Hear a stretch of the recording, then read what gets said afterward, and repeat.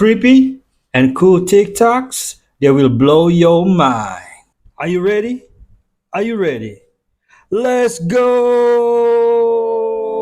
Disclaimer: this video is for entertainment purposes only. Please do your own research, as these clips haven't been fact-checked. The earth is a bhumandala. Bhu means plane. It's a Mandala. plane mandala. A mandala is like a square or a circle with all those beautiful shapes. According to Bhagavad Gita, Canto 5, the earth is called Bhumandala on the island of Jambudweep, and in the center is Mount Meru, and Brahma sits on Mount Meru? Mount Meru is in Indonesia. top. Brahma is Jehovah, Abraham, and from that magnetic mountain it shoots onto the firmament and creates the wormhole of the sun. It makes it from Mount Meru. It is a clock which turns every 24 hours. It turns and it projects from the center of the earth, magnetic, onto the firmament. Thank you, Pierluigi Gino, as well, the Italian genius, who said the sun is rotating above our heads in the ether. When they did the interferometer experiment, Sagnac and Michelson-Morley, to see if the earth is moving, proving that if you've got a round table that is turning on a spinning earth and you have beams going across each other, split and then recombined with no interference patterns, then nothing is moving that is solid. It's the ether. They were created into a state of full comprehensive knowing. They actually knew who they were, what their nature was, because they could actually see their nature, whereas human beings, we have to infer what human nature is. By that, they also knew what their assigned task was. God created them for a specific task. That means that one angel is essentially different from another one. They didn't know the particulars that would unfold over history necessarily, but they did know all the essence. So they know what a tree is, what a human being is. This is why they're so adept at taking people out, because they understand human nature so well. Unlike human beings, we got to wake up and drink some coffee and kind of get our act together before we can actually think anything of any depth, right? Well, not with them. They were instantaneously fully comprehended. They knew what their task was. They knew what the reward would be if they were faithful to that. They would also know what their eternal punishment would be if they did not do it. Now, the reason God cuts us slack as human beings is because we're stupid. Because when we make a choice, we don't have that full kind of comprehension they did. Their will is proportionate to their intellect, which basically means that when they made their choice of being with God or not, they were all in. I thought God don't create demons. I thought they were all angels, fallen angels. Princess Diana's friend, Christine Fitzgerald, alleged that Diana's nickname for the Windsors was the reptiles or the lizards. And she would say to Christine, in all seriousness, they're not human. Diana also supposedly called them the Germans or the Dracula family. Christine said that Really? Diana used to tell me that the Queen Mother was evil. She actually used that word, evil. She said that she hated the Queen Mother, and supposedly the Queen Mother hated her. There is a greater conspiracy that Diana knew about the royal family's alleged reptilian genetic history and control. Blue blood's family with red blood. The U.S. government is run by criminals who systematically murdered children and tortured them to death. And there's a sort of blackmailed cult. Now they're talking about how they used to burn these people at the stake and that our ancestors had it right. They're going to try now to do a heavily redacted release of Epstein files to try to calm public opinion, but it's not going to work. This whole thing is going to implode big time. Those of you who are watching the news are probably being entertained by the reality TV show pretending to be the U.S. government with a obviously fake Donald Trump flip-flopping over not just Epstein, but pretty well everything else. Whoever is playing the role You mean Epstein? of Donald Trump since June is not the same as the person who was there for the first 6 months. And I've asked my U.S. Space Force sources about the real Trump, and I haven't heard more back from them there, but supposedly he's at the Pitufik Air Base in Greenland. If you are looking for the hidden We have fake Trump in the office now? Wow. Holy Moly. heavens. Got you there, didn't I? Of course I wouldn't say that. It is getting so revelatic, I don't even know what to tell you first. First off, Tel Aviv is being absolutely destroyed, demolished. So is Saudi Arabia and a whole bunch of other places. But even crazier, but we'll come right back to that. So Joe Kent stepped down. Now all of a sudden there's an FBI investigation into him. It's crazy because Tucker Carlson is looking at getting arrested too. And they both uttered the same exact sentence. They claim the FBI investigations from before, but I mean, do you really believe that? Now check this out. A whole bunch of big people around Israel are saying that their Messiah is for sure coming. Theirs because ours already came. Now when this whole conflict started, of course I brought up the Denver airport. You remember? People were telling me I was just crazy, right? Well now, there's a super secret that has to do with the Denver airport, that has to do with the end and everything going on right now. It's being reported that. I can barely believe that. Oh wait, yes I can. Remember I showed you, the Persian, the Iranian blade? That's exactly what that is. Also, the guy who looks suspiciously like the president throwing down the hammer, the board of peace, all that stuff. And this whole entire time they've been telling us there was no war. Well, today on Fox News, them and the whole cabinet is all talking about how we are in a war right now. By the way, the same war that we've won 9 times, and Iran was out of missiles, right? Hundreds dropping on Israel right now. I told you this wasn't going nowhere. The whole thing started with Purim and the blood moon at 3:3333 a.m. Clearly, this is escalating. France is now getting involved in the attack. NATO is scared to go near the Strait of Hormuz. I mean, come on now. I can't remember a time it's been this bad since, that world conflict, too. You know what? Maybe, I bet you, this is what the draft legislation has to do with. And Europe reenacting their draft. Just spitballing. They always say I'm wrong, but they never come back and say, you were right. Let me know what you think below. So Holy Heavens is right. We're about to go. Make sure your house is in order. Make sure there's oil in your lamp. In the Enuma Elish, the ancient Babylonian creation myth, after Marduk defeats Tiamat, the tablet states that Marduk set the courses of the stars, fixed their paths, and established the structure of the heavens. Then, almost in passing, it delivers one of the most unusual lines in the entire text. Marduk set the station of Nibiru and opened the great gates on both sides. He established watchposts so that none might stray. A station is not a metaphor. It is a fixed position with a purpose, a node, a point of control, something that exists to manage movement, not simply mark location. Nibiru is not described here as an object drifting through the sky. It is assigned, positioned, given a role.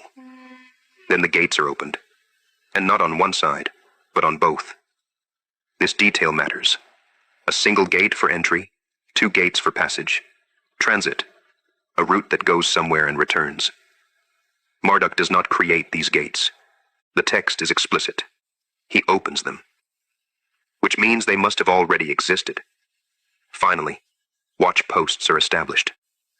Watch posts observe traffic, regulate access, and ensure that movement follows approved paths. The reason is given plainly, so that none might stray. Stray from what? You only stray if there is a route. You only need guidance if travel is possible. And you only guard something that can be misused. A system is being brought online. To its original audience, gates, stations, and watch posts required no clarification. They were part of the assumed structure of the cosmos. Later interpretations describe Nibiru as a crossing or a point of transition. The station is not the destination. It is where paths intersect. In modern terms, this would be the hub, a control point within a larger network. Not necessarily a planet, but a location where access is managed. If gates exist on both sides of Nibiru, then Nibiru does more than orbit. It connects. This single passage reframes everything that follows. It explains why later cultures speak of gods arriving and departing. It explains why access was restricted. It explains why gatekeepers appear in myth again and again, under different names. And it explains why Earth contains isolated gates instead of a single central one. The system was distributed, controlled, monitored. And of course, this never happened.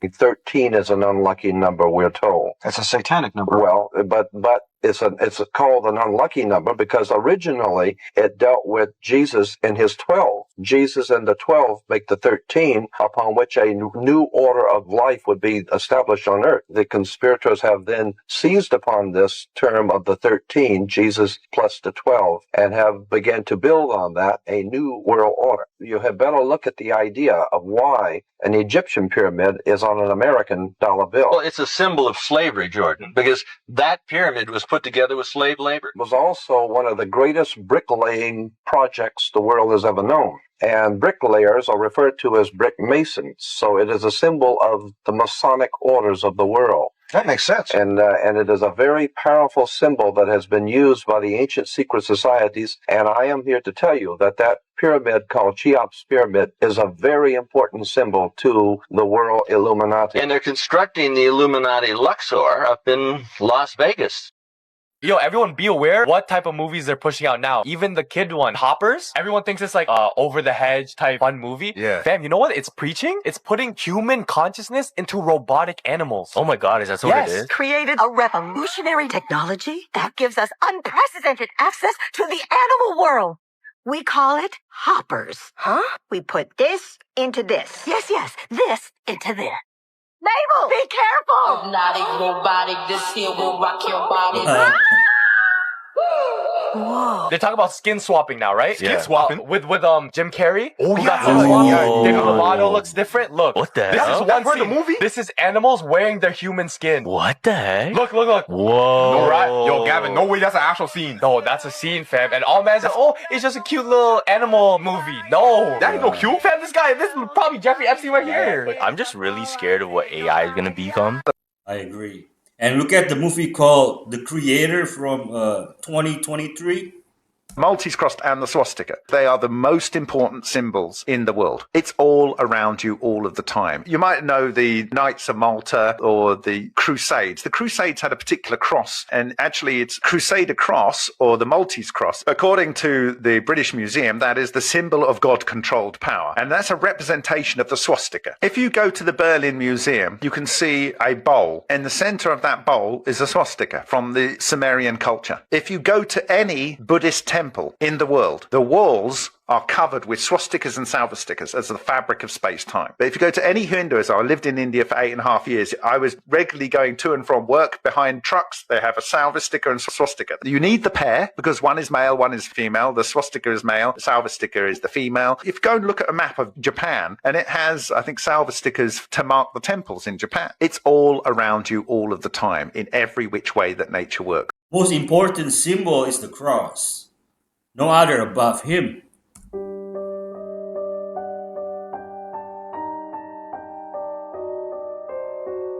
The clip I just showed you was from the final video that Jacob Cockle ever recorded. Jacob was a famous surfer, a social media presence, a nature photographer. He did a lot, and he was a beloved figure in England. Before his death, Jacob's videos had garnered hundreds of thousands, millions of views on social media.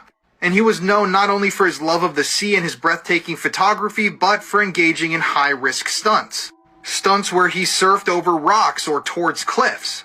Stunts where he jumped off of high buildings into the water below. And by his early 20s, Jacob had earned awards from places like National Geographic. He really was a beloved figure. But on May 28, 2013, Jacob's life would come to an extremely unfortunate end.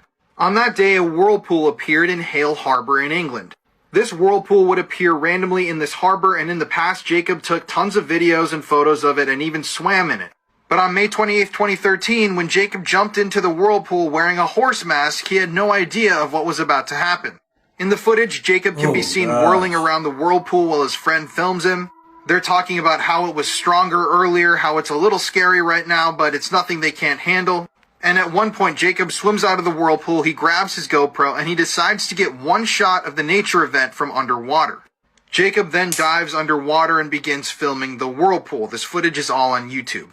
As he approaches the whirlpool, viewers notice that it's very strong, but it doesn't really look like something he can't handle, especially given the fact that he'd swam in similar circumstances many times. But at one point in the footage, Jacob seems to lose control, and the camera work starts going all over the place. And back on the surface, Jacob's friend noticed that he went underwater, but he never came back up.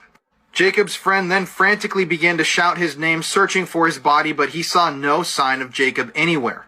The whirlpool flowed through a tunnel into a pool, and Jacob's friend David then ran over there and started asking fishermen if they'd seen his friend. They all said no, they hadn't. Eventually, though, David saw Jacob in the pool. He was face down in the water, and he knew it was already too late.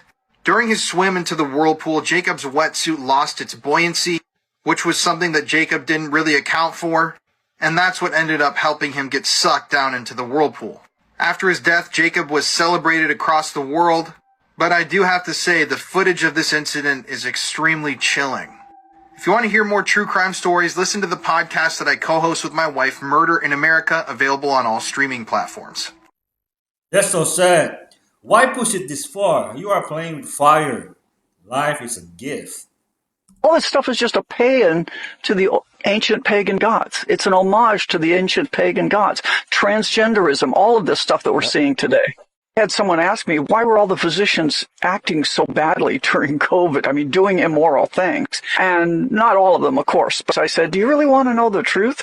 I said, the reason is because we take an oath and we are part of a 6,000 or so year ancient pagan death cult. So what I'm talking about is, Hippocrates wrote the oath that we all take. If you're getting a medical doctor degree, an MD, you take the oath of Hippocrates. What happens is that at the end of the medical school graduation, after you've gotten your diploma and everybody's sitting in their seats and blah, blah, we all stand up and in unison, we read this oath. Essentially, it's a chant. At the start of it is, I swear to Apollo, the physician, and Asclepius, and Panacea, and Hygeia, with all the gods and goddesses as fallen angels, my witness. So, you take an oath to a pagan god, Apollo. And who was Apollo? Apollo was not a healer. They call him Apollo the physician. He had temples all over that people prayed to for health. But what they were praying to was for him not to poison them, because all he did was bring plagues and poisonings. Ooh. This is how he shows up in the epics of Homer. So we take an oath to poisoners, and it turns out our history is that we came not from a history of healing, but from a history of poisoning. My trust is in God the Father, Jesus Christ, and the Holy Spirit.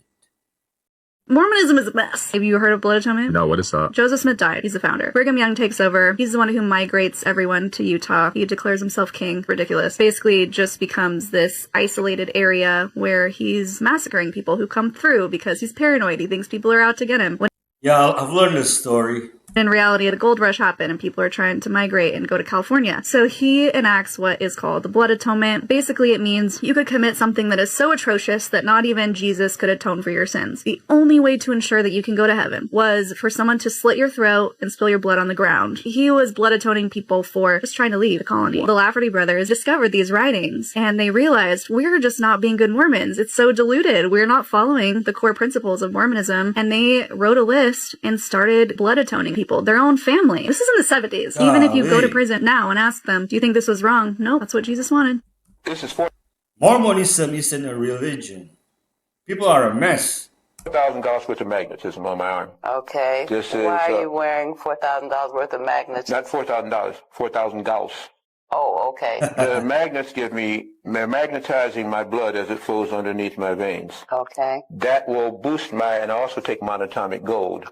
That will boost my blood energy, not pressure, to a point where bacteria and all can't very successfully live in it. This also helps my brain to function on a different octave. I can go into different states because you're getting more magnetism than most people do. Magnetism works with the pineal gland, the pituitary gland, and the hypothalamus. It works with the planetary field. The electricity short circuits you, and when you get this alternating current, you can't think straight. It begins to slow down your body's ability to function and your brain's ability to concentrate, especially your psychic power. So in the more magnetism you can get up to a point, it's like a recharge for the spirit, for the psychic self. It says 4,000 Gauss worth of magnetism. Gauss is the unit of measurement for magnets.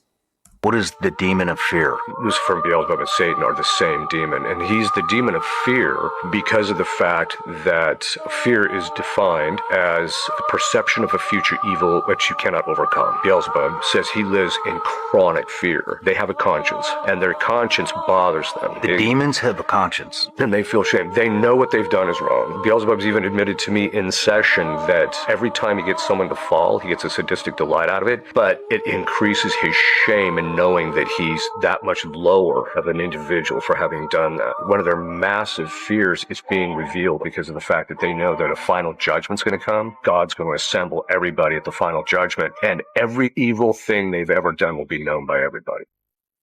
Lord Jesus is coming back soon. And the Rothschilds are well known for, like, the Rothschilds took down the whole Bank of England. Like that's how they made their fortune, was by sort of like tricking all of the English stock market during the Napoleonic Wars and then basically buying the stock market out from under England. And that family is the exact family to whom Israel was essentially sold by the British Empire in order to, like, read the Balfour Declaration. And, you know, people try to say it's like, nah, it wasn't to, like, about getting into the war. It's like, it was to get into the war. They have power over states, and their wealth is hidden in foundations. In 1 hour. In fact, within an hour, they literally would never be able to build that country back. He just said in 1 hour that country would become desolate. That's all in Revelation 18, where it says in 1 hour there will be judgment, and that everything will come to naught. In 1 hour, to the great city, Babylon. Take them out by this afternoon. In fact, within an hour, they literally would never be able to build that country back. We're at war right now with the Babylonian Empire. And all these places right here are exactly what they're talking about in Revelation chapter 18. Babylon was huge.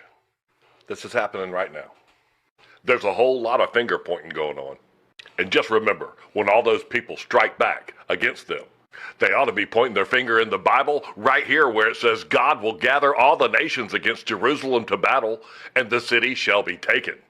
It's God right there, and it says that I may assemble the kingdoms. I go by Ezekiel 33:3, and that scripture says that when I see the sword fall upon the land, I blow the trumpet and warn the people, so light can follow the trumpet for more. And in Jesus' name, have a blessed day. Thank you. America is Babylon.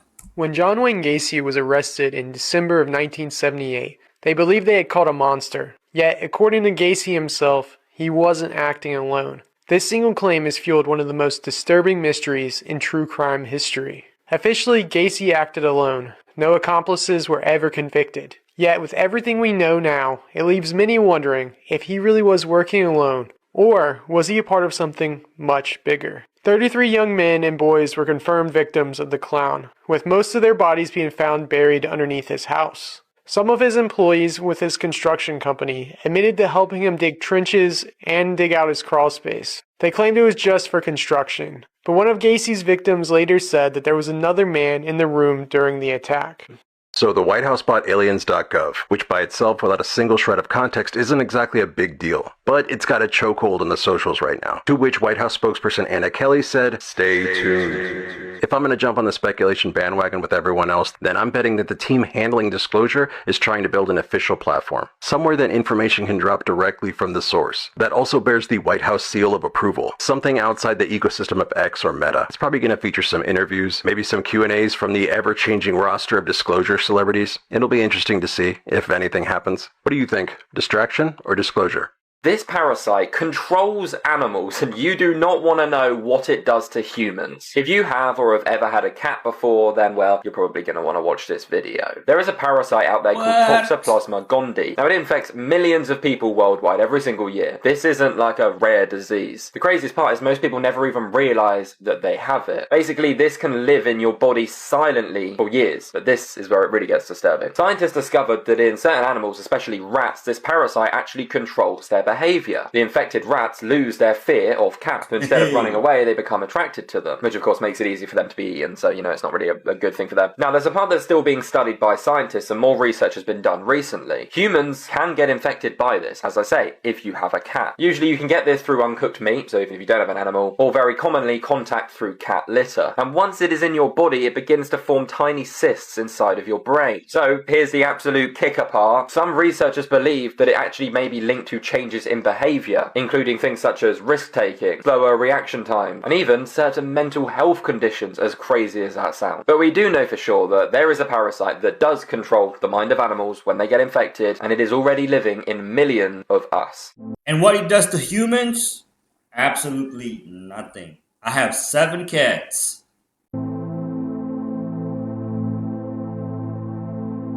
Okay.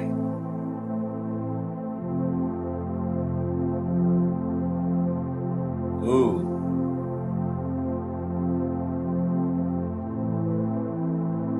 It's actually a sound that will change your hearing forever. Wait, no, I don't want to hear it. First, I want you to listen to this. Tell me what you hear. Okay. What do you hear?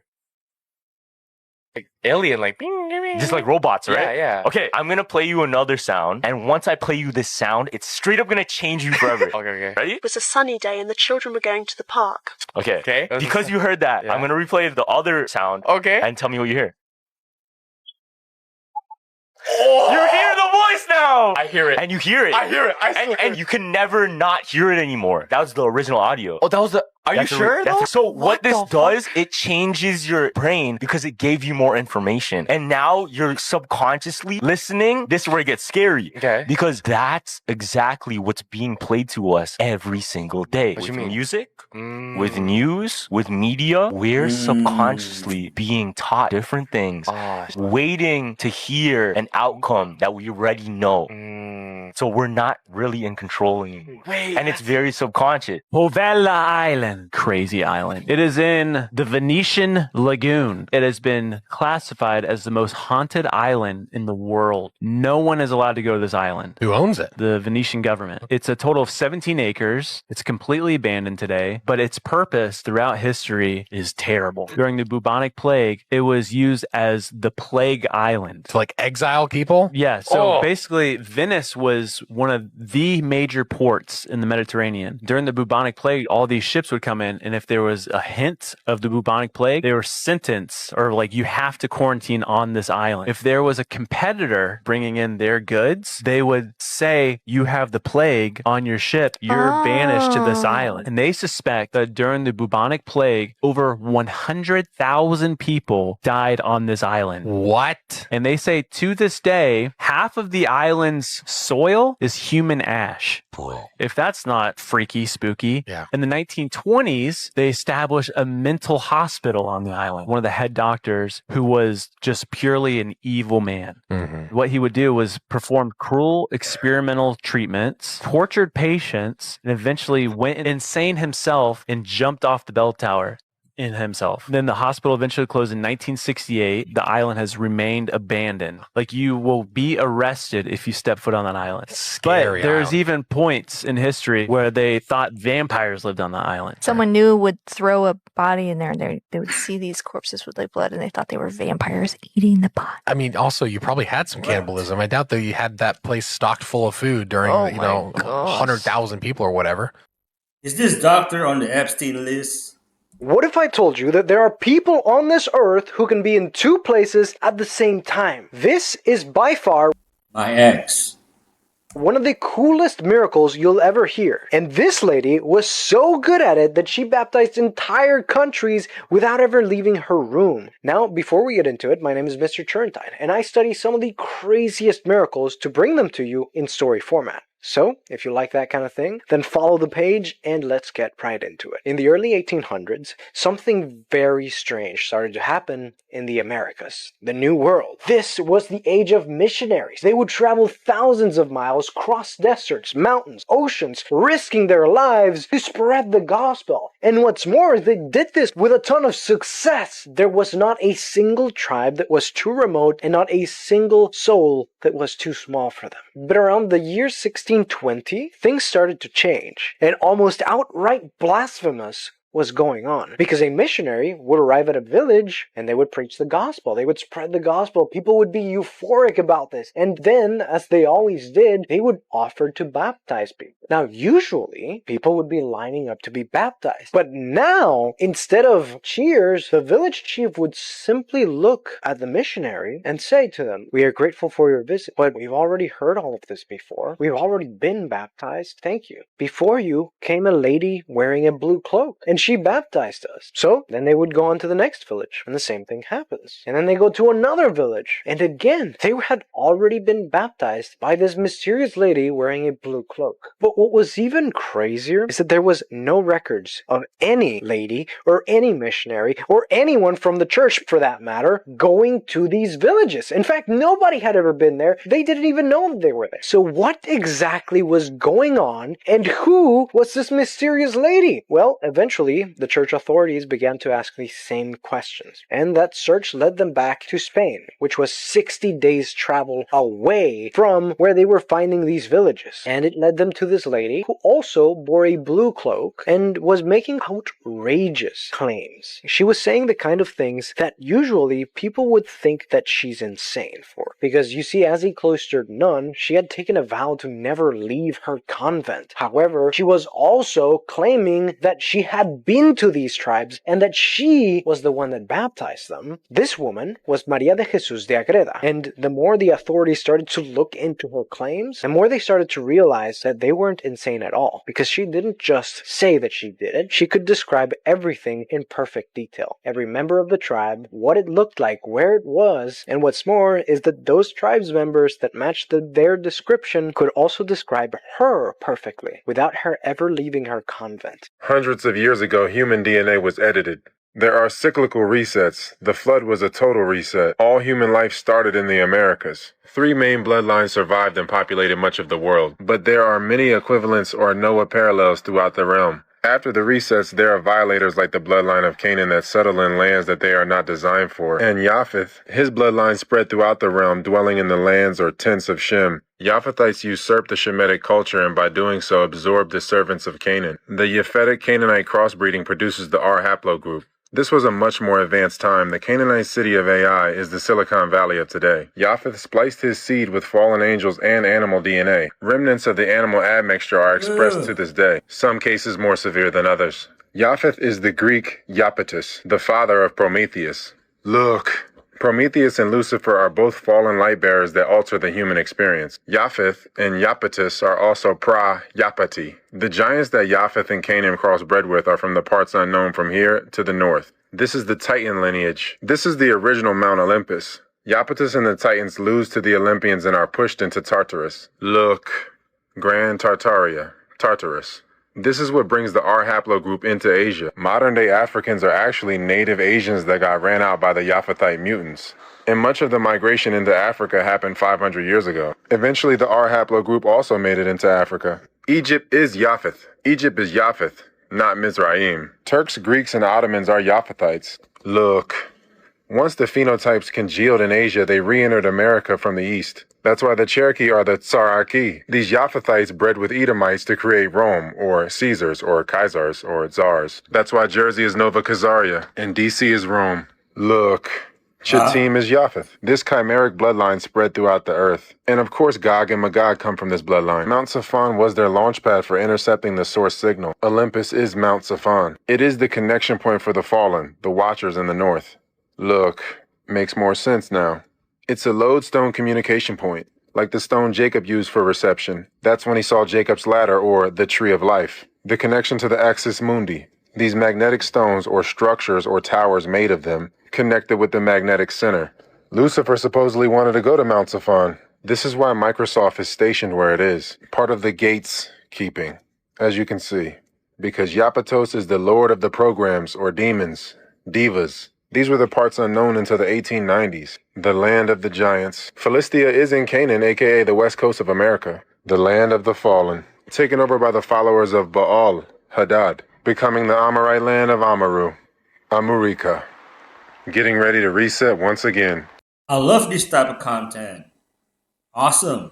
So a near million-acre fire has been burning through Nebraska, if you didn't know, literally the size of fucking Rhode Island, and I've been noticing zero media coverage on it. Every camera, every reporter, every headline is pointed at the Middle East. Fire is approaching 1 million acres, one of the largest in U.S. history, and I just want you to think about this when considering this fire being in Nebraska, okay? Before we get to that, I just want you to think about this. Massive wildfires in Nebraska are threatening to slow efforts to rebuild the U.S. cattle herd as key grazing land in one of the nation's top beef-producing states has been destroyed. Fires fueled by high winds have burned roughly 775,000 acres of pasture, removing a critical feed source for tens of thousands of cattle, according to state officials. Loss of grassland is expected to delay herd expansion plans, even as producers have been encouraged by historically strong cattle prices. You see where I'm going here? Now think about this. Nebraska just so happens to sit on top of the Ogallala Aquifer, which just so happens to be the largest underground water source in America. Ogallala supplies 30% of all irrigation water used in U.S. agriculture. Think about this.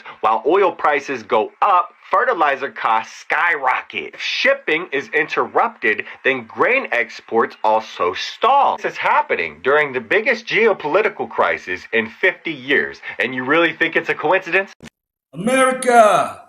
Where are we riding to at dawn?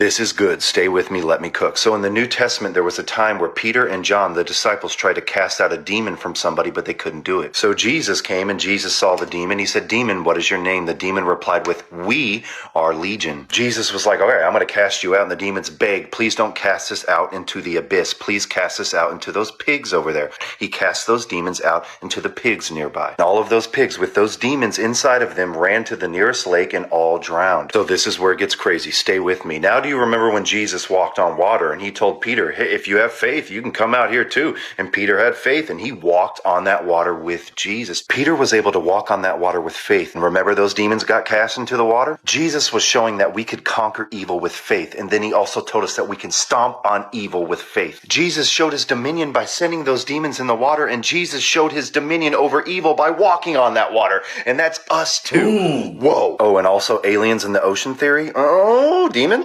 Mind-blowing. Through faith, all things are possible.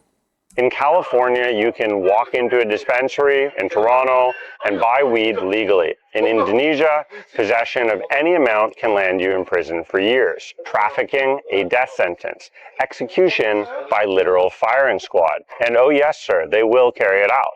Right now, about 600 people are on death row in Indonesia. 96 of them are foreigners. 96, bro. That's not a joke. In Toronto, you make bail the same day. Pedophiles are also safe in Toronto. Respect our laws.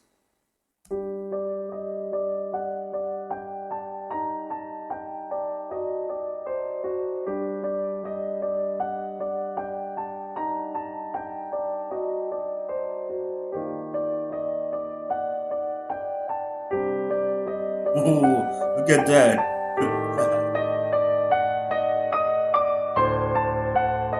Oh, these are noob Satanists. Real ones control the world. Today is National Alien Abduction Day. Who knew? And to celebrate, the New York Post has reported that New York jumps to the #3 spot for U.S. alien abductions. This comes just 2 days after the United States government registered aliens.gov as a domain. Can anyone say predictive programming? But it doesn't stop with New York. This article came with a full map of the United States detailing where you're most likely to be abducted. It's not exclusive to the United States. If you live in Canada, you should also watch out. Even though mainstream media is saying that Trump's approval rating is 100% with the war in Iran, Polymarket tells a different story. And anytime ratings are this low, cue a distraction. And we've seen this playbook a lot lately. After Charlie Kirk's assassination investigation was going nowhere, the United States captured Venezuela's President Maduro. And then when no one would stop talking about the Epstein files, war with Iran. So it only makes sense that the next distraction is going to be aliens, so if you live in New York, you better watch out. As always, let me know what you think about all of this down below. The alien abduction will be their excuse when the rapture happens. You're not going to like this, but never post your blessings. The rule is simple. The more valuable something is, the less visible it should be. That's your marriage, your kids, your money, and your next move. Visibility creates spectators, and spectators become judges, and judges become destroyers. Privacy is not hiding, it's defense. Think of it this way, a castle is always inside the wall. What you keep private stays harder to touch. People are not happy for your joy. All they want is access to it. What's the last part? All they want is access to it. You can see their eyeballs get burning out of your head. This is crazy. They're recreating a school shooting. This is Sandy Hook. That's what he wore when he those kids. Look at the blood on the wall. Yeah, that's the mom. He killed his mom? Yeah, when he started it. Did you hear what this is? Yeah. It's the Sandy Hook shooting. Yeah. Hey, let's make a video game where we go and a bunch of kids that actually happened in real life. This is awful. Get the out of here. Are those innocent people? They have their actual names of the victims. Dude, who the puts their kids on this? So this is the Uvalde school shooting. I think this is the most disturbing one. This is the actual shooter. The kid walks through this door here, and then he makes a right. And then there was 2 classrooms where this guy mowed down 22 children. Look, their legs are coming off. Oh my God. Who the would make a game where you go around in innocent kids that's an actual event that happened? Roblox should be deleted, put out of business. Can anybody explain to me why we don't have news coverage on what's going on in Oahu, Hawaii, bro? Like, I showed you guys what happened to Maui, but Oahu, oh my God. Yeah, I don't know if you guys know this, but Hawaii's dam in Oahu collapsed, bro. And I don't know why there's no coverage about this. Nobody's really talking about it. Now, again, they show you what's going on in Maui, but Oahu has it the worst, bro. Bro, y'all think I'm playing? Look at this shit, bro. Dogs are stuck. Look at this one. He's trying to find some safety, but this one says he's not going nowhere. This water is out of this world. I told you this water is specifically coming up from under the ground.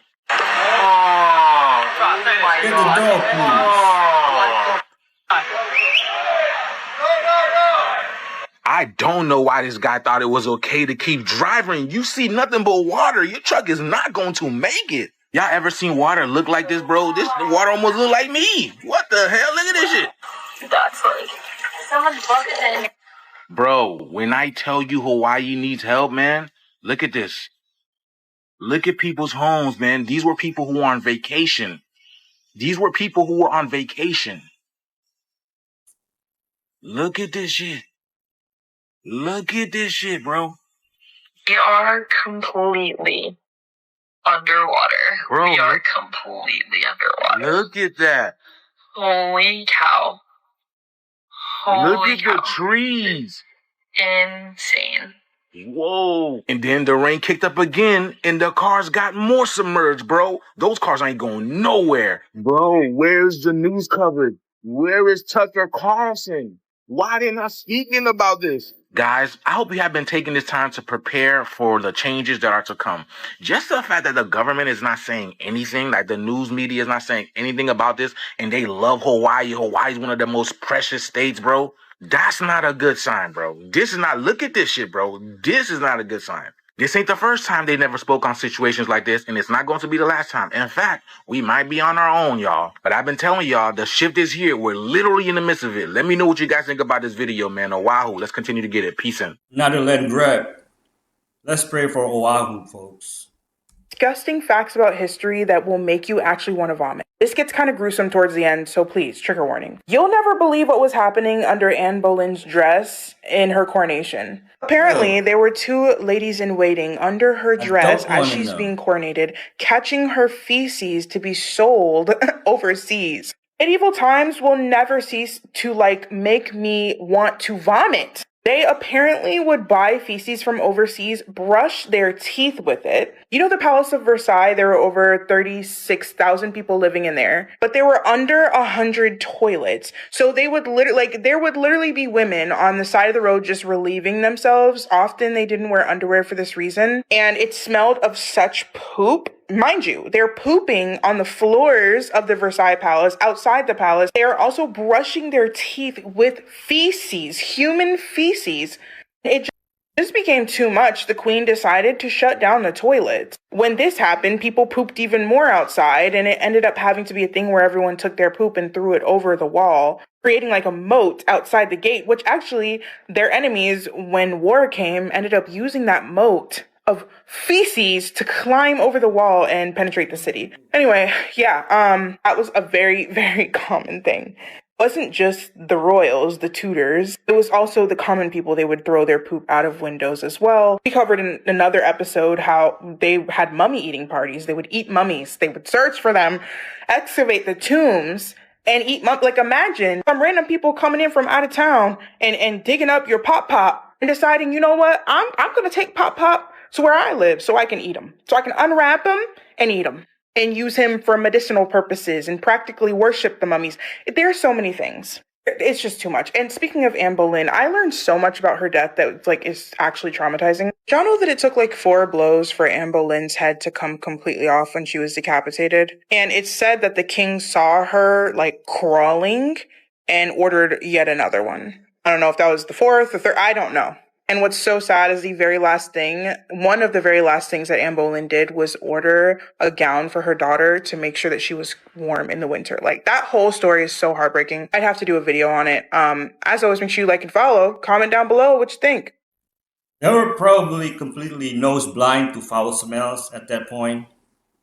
To the worst flooding Hawaii has seen in 20 years. Thousands of residents have been forced to evacuate as the water reached their homes. Hawaii's governor says the damage estimate could reach $1 billion. I was watching this documentary that said on YouTube that 50% of the world will wake up one day soon and say they witnessed the end of the world. If you don't fully understand that the Grand Canyon is the pyramids of Egypt, and that Israel and Italy and Rome are in Chicago, all the ruins of the great beautiful pyramids they just uncovered in Kentucky, Israel is allegedly California. Tartaria disappeared off of the map, much like America will do for this new reset. They're going to sit children down and teach them that Nebraska is Iran or some other fuck shit like that. Why is nobody talking about the 700,000 acres that have burned in Nebraska, Iran-ish? Why is nobody talking about the Great Flood of Honolulu? Do you know what the Epstein hoax was? To see how many people would not watch the Oscars after said files were released. It went down 8%, 9%. Congratulations to the 9% of the sheep that woke up. Trust me when I tell you I've gone down all the rabbit holes. And when you get to this level of consciousness, they want you to get here and start World War III and convince people that black people were enslaving white people the entire time, because only black people would be brave enough to do something so stupid. But when you're smarter than the CIA and you understand that death is fake and Rh negative is part of the program and the NPCs are just mindless souls with no inner monologue, I know I've already been here and they know I have too, and they knew I'd be really fucking pissed off if that were the case. So of course it's brown people. You can say that this is the Moors. I don't care what you call them. I call them 9/11 fucks, and they own everything, including all the hotels where sex trafficking is happening right in front of your face. You do not have to register as a sex offender to live here. They own all these hotels. If you go into any of, except for the top 3 hotels on this list, they own and live inside those hotels with their entire family.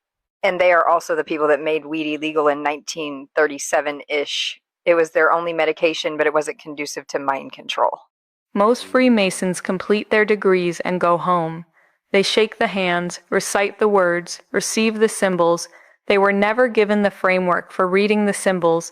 That is what Manly Hall documented in the Lost Keys of Freemasonry, written at 22 years old, before he joined any lodge, before anyone gave him permission. His argument was this: the 3 degrees entered apprentice, fellow craft, master mason, are the preserved skeleton of an initiatory system that predates the medieval guild lodges by several thousand years. The first degree is the death of the uninitiated self. The second is the development of the rational faculty. The third is the symbolic death and resurrection that every mystery school used to represent conscious transcendence. The ritual survived. The meaning was removed. The same system existed in Egypt, in Greece, in Persia. What Hall documented was not what Freemasonry is. He documented what Freemasonry was before someone took out the instruction manual. Most members are completing an initiation they don't know they're inside. The full keys are at thalira.com, link in bio. They give up their soul and move on. Sad. It's a spiritual war, and we're looking at the shadow of that war. It's happening in heaven, and it's going to be won by ultimate righteousness and truth. If you come to me talking about love and light and peace and harmony, I'm not at all interested in what you've got to say, unless you put truth high above all of them. Because all of them are attributes of truth. You cannot have love without truth. You can have truth without love. I can tell you the truth without love, but I can't love you without truth. Everything depends on truth, and truth will prevail. Simple. Falsehood cannot prevail. It doesn't in court unless the judge is corrupt and the prosecution. Truth prevails because truth is light and the lie is darkness, if you want to look at it that way. Truth always prevails. Okay, right now it looks like Australia is going to be the first domino to fall, unfortunately, in this fuel crisis, which is quickly getting out of control. 90% of Australia's fuel comes from Asia, which it gets from the Middle East. 42 gas stations have no fuel at all. 107 have run out of diesel. And someone goes on to say how ridiculous this is because in the 1970s, Australia produced over 70% of its fuel. They're also telling Australians to drive slower, to work from home, and to avoid air travel. Now, you remember, a lot of this stuff is first a suggestion, and they're worried about fertilizer, of course, and diesel. But a lot of this starts as a suggestion, and then it turns into something else, if you remember what happened in 2020. Then Trump said if Iran doesn't fully open the Strait of Hormuz within 48 hours, and he posted this last night, then he will hit their power plants and obliterate their power plants, starting with the biggest one first. Now, I can tell you, I'm pretty sure the Strait of Hormuz is going to remain closed. Because if it stays closed, we end up in an energy crisis. And it seems like if we get in an energy crisis, then by 2030, we will all be driving electric vehicles or public transit electric vehicles, which I'm pretty sure they wanted to do. So it seems like there's a problem right now, which is going to have a reaction, and the solution is going to help achieve all the 2030 goals in the first place. Isn't that an interesting problem to have that results in the solution of the thing that they wanted to do anyway? I wonder if there's something more to that. Now, I would say like stockpile gas and food and all this, but dude, this is going to last a while. Even if you had a year's worth of fuel for your vehicle, this thing is likely. Think of it. It was supposed to be 2 weeks to flatten the curve, and it was 2 years. Now, this is temporary war measures that they're talking about, reducing fuel or restricting fuel usage and all that. But wars last decades. So just keep your head on a swivel and don't take the mark, because that's coming at some point too. Now, there's a lot more on this subject that I cannot fully mention on here, but there's other agendas afoot. If you want to tune in to hear the other side of the story, comment the word Rumble below, and you'll get a link to my Rumble live stream channel where we live stream every single night of the week discussing the shocking breaking news that's happening in the world. So comment Rumble and then check your DMs, make an account, follow me there, and turn on live notifications so you know when I'm live. Morbid fact. There is no fuel crisis. It's manufactured to hurt us into NWO transhuman AI dystopia.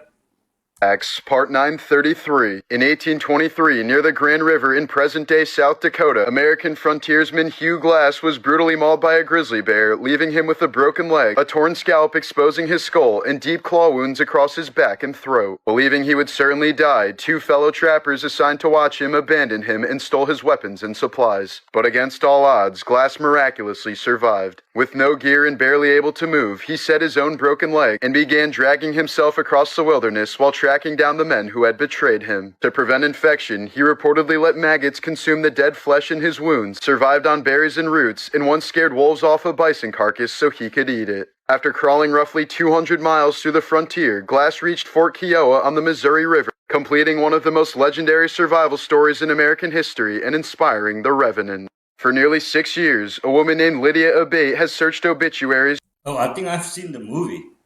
To find recently deceased people and contacted their families offering free estate cleanouts. In exchange, she requests to keep the vintage clothing left behind by the deceased. By collecting garments from the estates of people who have died, Abate has built an entire wardrobe and said she hasn't had to buy clothes in years. In 1998, during an Olympic Airways flight from Athens to New York City, a passenger suffered a severe asthma attack after being seated near the smoking section. His wife repeatedly asked a flight attendant to move him away from the cigarette smoke, but she was first told there were no empty seats and later that the crew was too busy. The man's condition worsened during the flight and he later died from the attack. His widow sued the airline and was eventually awarded about $1.4 million in damages.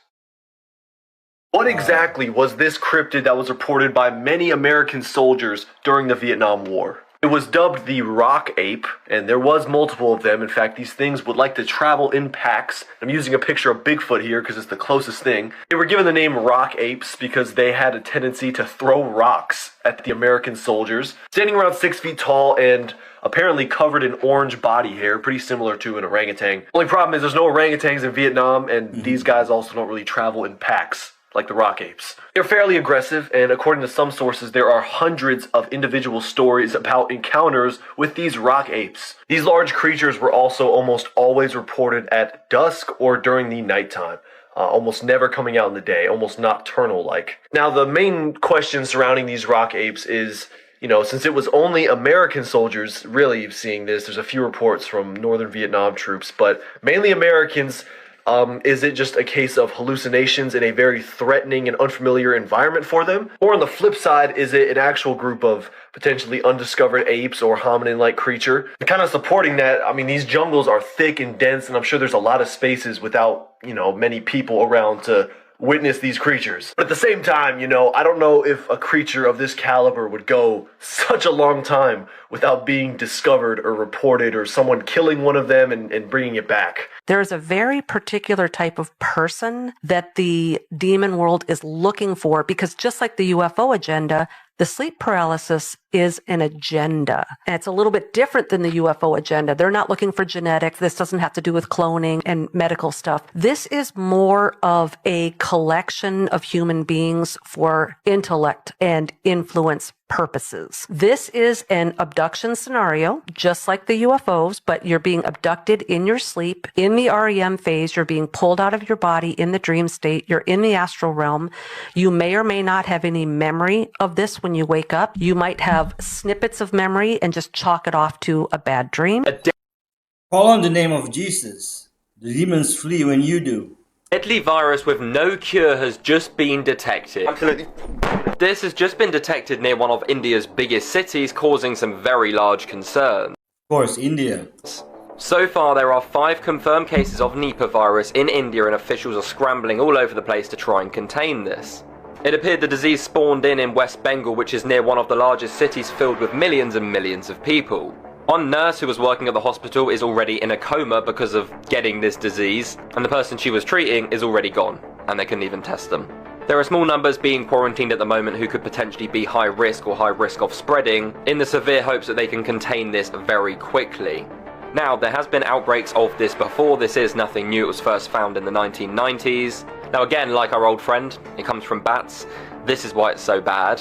It is very, very easily spread between people. It's pretty much airborne and can cause brain inflammation or even put you into a coma within 24 hours.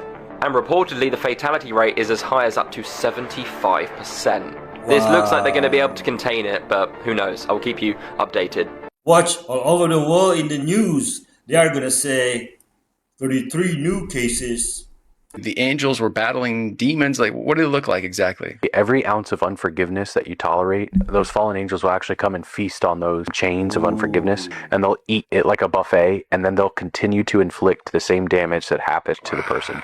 And that person can never escape what they went through because they'll always be reliving it through that chain. And so I really challenge people, you must choose to forgive and release everyone that did you wrong. I choose to forgive. I forgive you. This man speaks on talking to the devil and how when he spoke to him about hell, even the devil said he hates it.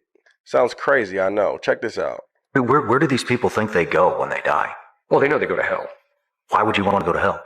Well, because they have a false... They think hell is one big party. They have a false impression, because the demons will leave us with this, is that if they do a lot of evil in this life, which empowers the demons, then that will give them power when they get to hell.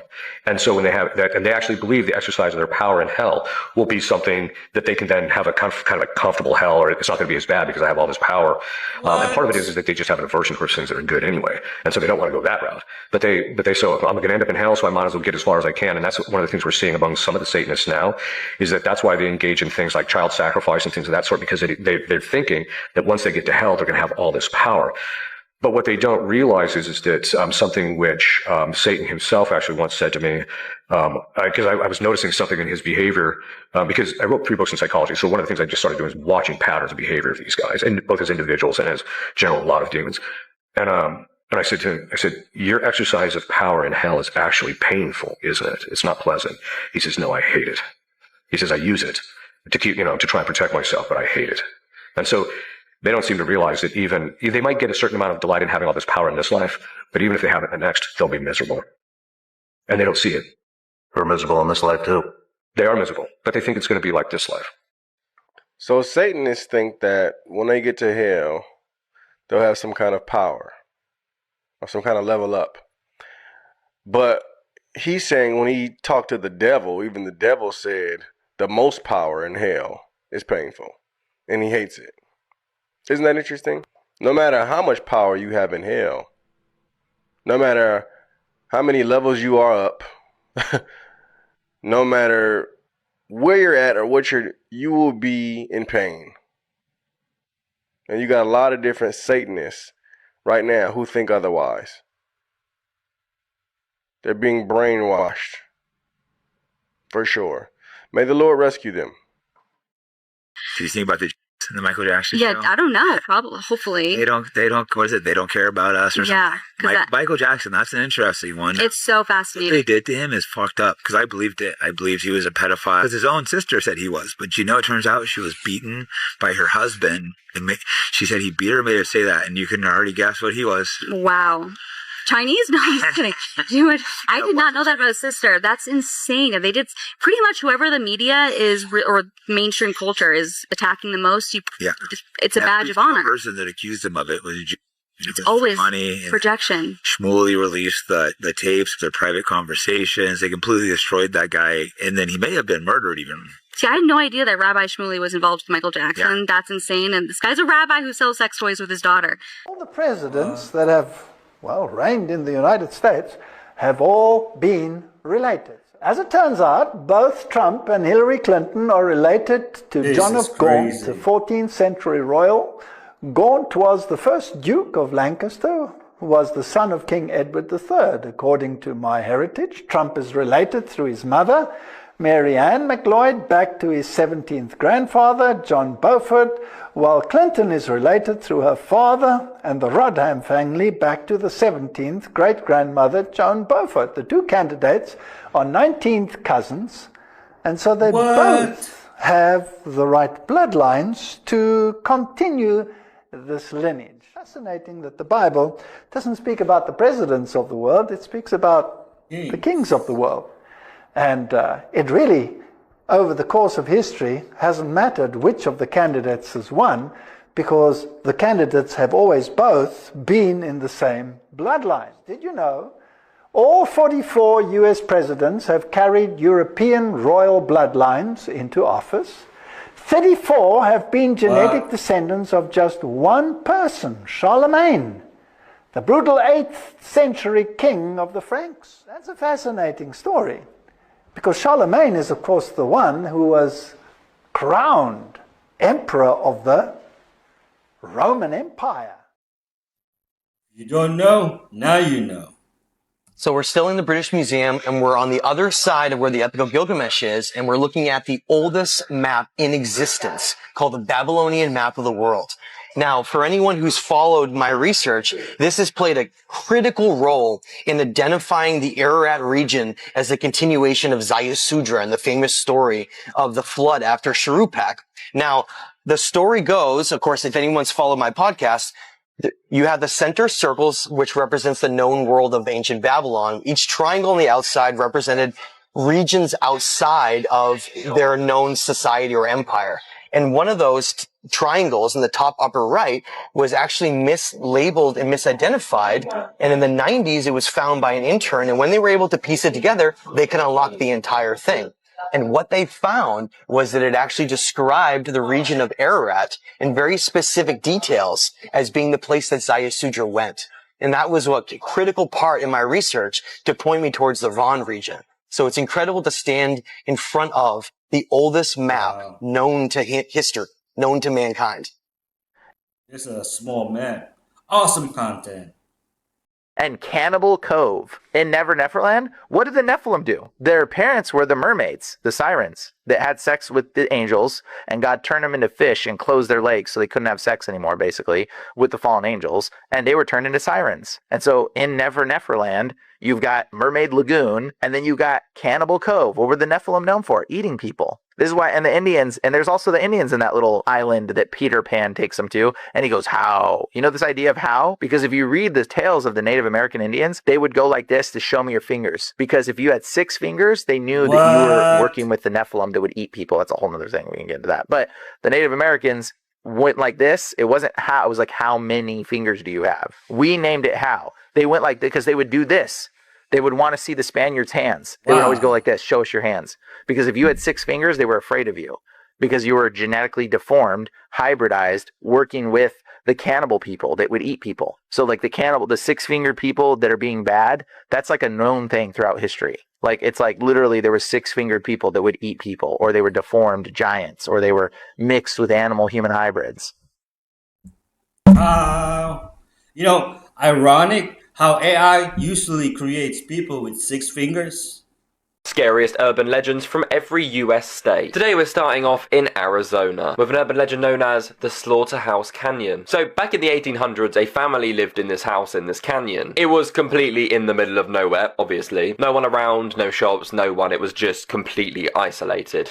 Already doesn't sound like a place I'd want to live. The family that used to live here, the father used to go out every day to go and find and collect food for his family. And I think you can tell where the story's going to go. This day in particular, the father went out to collect the food, and obviously he did not return home. So this family was stuck there starving with no food for a very long time. But this is where the story gets even more disturbing. Legend has it that the mother couldn't cope with what was happening and her husband was missing, so she decided to take her own life, leaving the children suffering for an even longer period of time with no food or water. But no one knows what happened to them. Now, you can actually go to this house. You can see it in the canyon. And the whole legend surrounding this is, if you go to this place now, people reportedly hear the sounds and the screaming from the mother and the children. If you shout loud enough in this canyon, the echo will circle its whole way around you and find its way back. This location believed to be extremely haunted by the spirits of these people who all died tragically in this one location. But no one really knows what happened to the father or the children. This series is going to get a whole lot crazier. Drop your state in the comments below,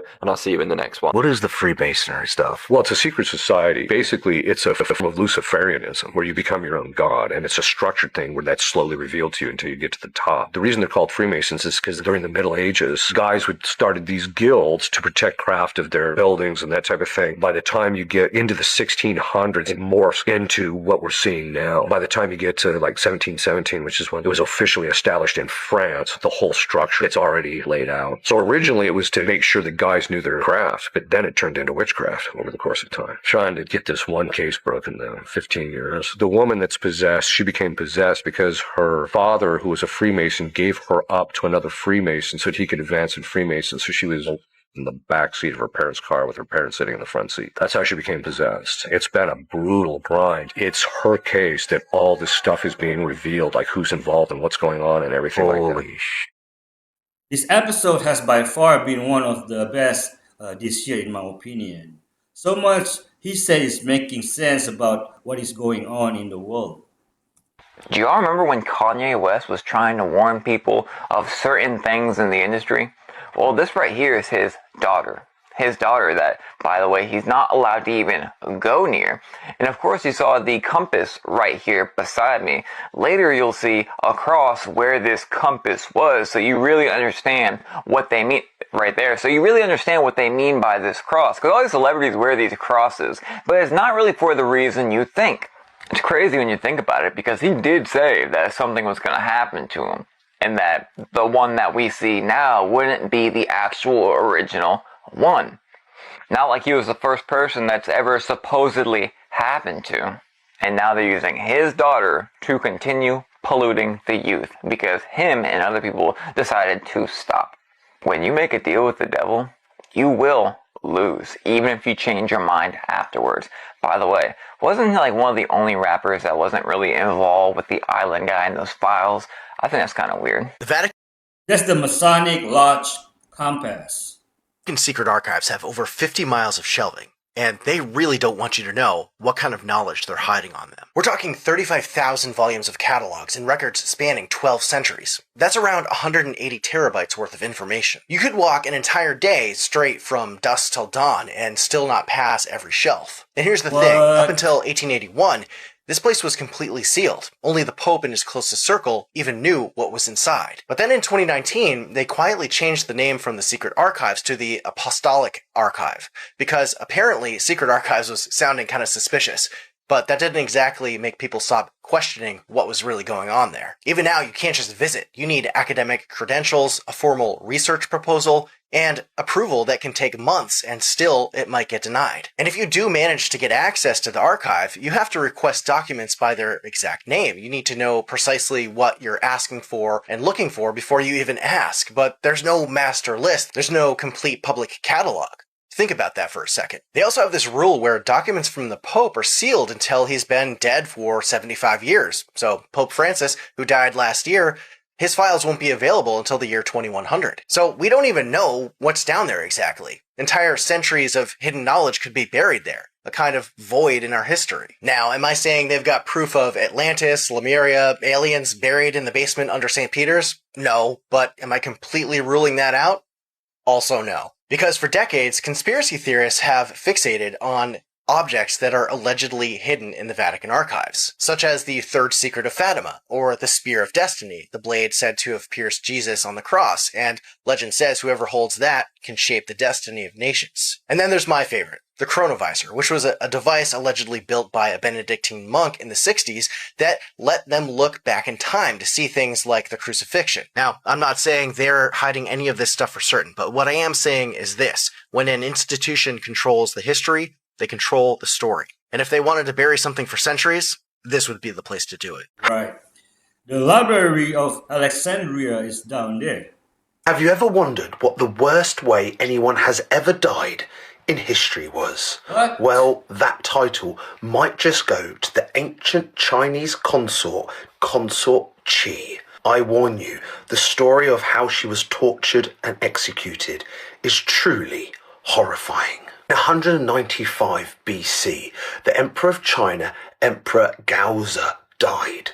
And he had a wife, an empress, and he also had a favourite concubine, a favourite consort, this lady. And after the emperor died, the empress decided she needed to get rid of his favourite consort. Empress Liaozhi, I probably butchered her name, acted quickly and had the consort Qi arrested, and her torture began. First up, they cut her arms and legs off. They then gouged her eyes out so that she was blind. They then cut her tongue out. And they just kill her? And they poured something burning down her ears, burning smoke, to make her deaf. They then forced her to drink a magic potion, many believed to be mercury, which destroyed her voice box, so no sound could come out of her. After that, she was thrown into a cesspit, a pigsty, basically something like this with other pigs, and she became the human swine. And she lived in that cesspit for a few days. Can you imagine it? You can't hear, you can't see, you can't taste, you can't talk, you can't move. You're just a motionless, senseless torso living amongst filth. The psychological trauma on top of the physical trauma is nearly probably beyond anything I've ever heard. She died after a few days, 3 days, 4 days, from obviously massive infections, loss of blood. The Empress was so happy with her creation, this human swine, this human pig, that she invited her son, the new emperor, to have a look. And it is said the emperor didn't really know what he was looking at. He was looking at this mutilated body. He was so traumatized from what he saw, what his mum had done to this lady that he obviously knew, that he abandoned his duties as emperor and lived his life out in the gambling houses and alcoholism. Truly horrifying.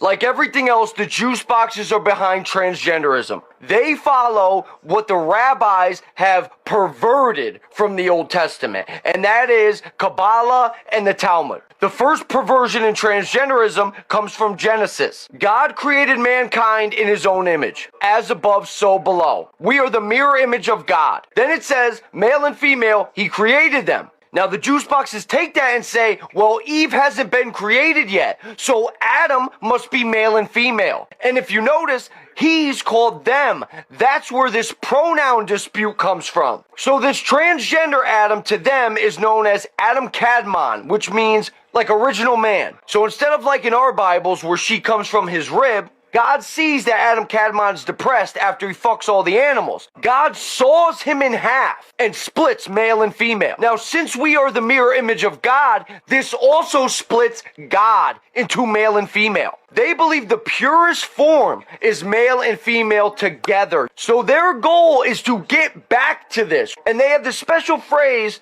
Tikkun Olam, repairing the world. They believe once the world becomes 100% perfect and follows the Noahide laws, then the Messiah will come. He will be able to lift the female God because she's on earth with us. She's actually lives in the Wailing Wall. And that's why all the juice boxes there do that humping thing, because they're trying to entice the male God to come down and fuck her. Now the Kabbalah and the Talmud said 100% good, that's never going to happen. So they made plan B. If we make the world evil enough, we will force the Messiah to come. And that is literally the foundation of juiceboxism. That's why Eliphas Levi made the image of the Baphomet, male and female, and on his arms it says Salve Coagula, which is like destroy, bring back together. We can do evil to bring good. Even let me know how you feel about this in the comments. The Star of David on their flag. The up triangle, man. The bottom triangle, woman. Everything comes down to female and male coming together. Evil and good coming together. And that's why juice boxes do such horrible, evil things. Because they truly believe it's yin and yang. If something's really fucking bad, it actually equals something really fucking good. And that's why one of their messiahs, Sabbatai Zevi, was doing orgies and incest and all this shit, because he believed doing all this evil is actually doing really good stuff. Juiceboxism really is Kabbalah. And Kabbalah really is the religion of the serpent. The serpent really is their messiah. But we'll get into that in another video. I'm sorry, but NASA said what's happening this year? So apparently on the 12th of August 2026, Earth is going to lose gravity for 6 or 7 seconds. You've got to be joking me right now. You've actually got to be joking me. This has been in the headlines everywhere for the past week. The Earth is literally going to lose gravity for 7 seconds on August 12th. Basically what happened is people found this plan back from 2024 called Project Anchor, which date is August 12th, 2026. And according to what people have found online, NASA are actually trying to stop gravity for a few seconds to see what happens. I can already see the plot holes. Now, obviously, people are freaking out. There's a lot of doomsday preppers saying, this is it, guys. We're all going to float up to the moon again. And people genuinely think this could be the end of the world. And they do think that gravity is just going to somehow stop for a few seconds. If you didn't know, by the way, if gravity literally stopped for like 1 or 2 seconds, everything would be cooked. Everything would just explode and we'd all be gone. Like, it's not just, oh, we'd all float for a minute and then come back down. However, of course, NASA have come out and said, that's not how it works. Like, it's pretty damn hard to stop gravity. And they have taken down all these claims, and obviously they ain't, shutting down gravity for a day. But people are still intrigued on what's going to happen, so hit that follow button. I'll keep you updated. How many? I'm waiting for it. What's the time? Have you ever heard of an artist who visited 120 tribes during the 19th century, painting and writing about them, George Catlin? And at the conclusion of these many, many years, he says, of 120 different tribes which I have visited in North and South and Central America, every tribe has related to me more or less distinctly their traditions of the deluge. I have found distinct traditions of 3 successive cataclysms, 2 by water and 1 by fire. And in the rocks and mountains, both in the West India Islands and on the Mexican coast, as well as in the Yucatan and its ruins, I have found, from chemical and geological tests, undeniable evidences of the same catastrophes. You know, most ancient people without modern plumbing live near rivers, and rivers tend to flood, so it's so surprising that they all share this similar experience.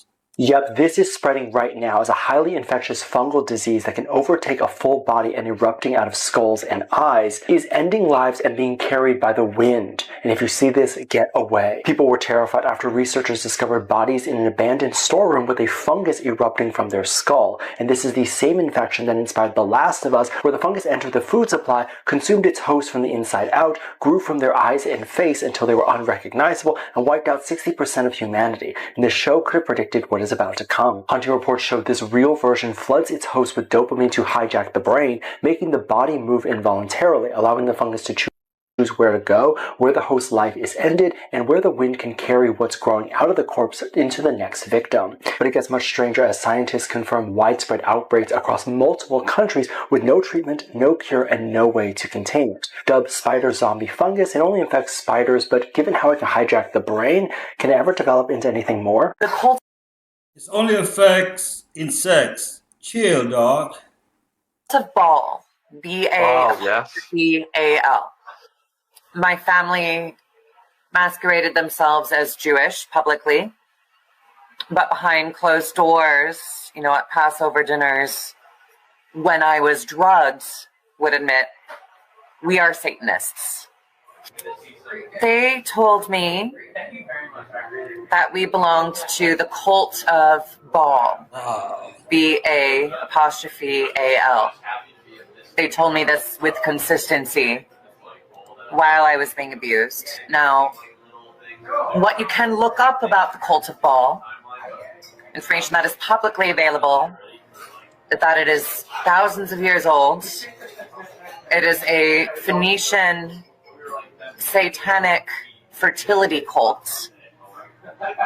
And publicly, it's supposed to have been eradicated.